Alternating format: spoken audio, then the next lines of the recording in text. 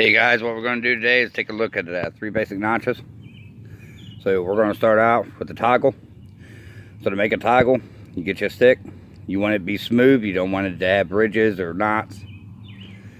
So you're going to beat your blade this way, beat it that way, forms a V. Then tweak it so it's good and smooth. Sharper the V, the better. You only want to do this about a third way down. No more than a half. And once you get past the half, you get into that heartwood and you'll just weaken your stick.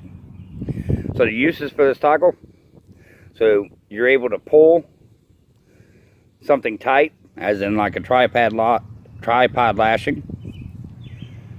You're also able to have this go up against a tree like this.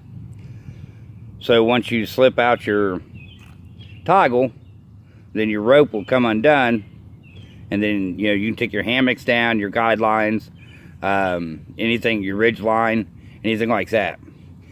Really great, small, inexpensive, obviously, tool. Second one. This one here is used in making figure 4 traps, different things, different other construction projects.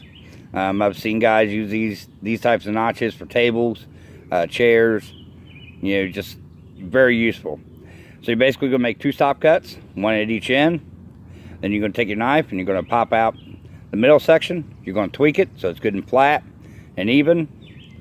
And there you go. Just very useful. The last one is probably the one that I use the most. I think some of these tent pegs that they use today are a bit heavy. So you're basically going to come in here and make a 90-degree stop cut. You're going to shave this down at an angle. You're going to come in here, you're going to tweak it, clean it up, so it kind of looks like a 7, reversed. Then you just shaper your ends there, make a stake point. You got your tent stake. It's disposable, so if you leave it there, it's not going to hurt anything. It's all made of wood. Works great. This is also used in trap construction as well.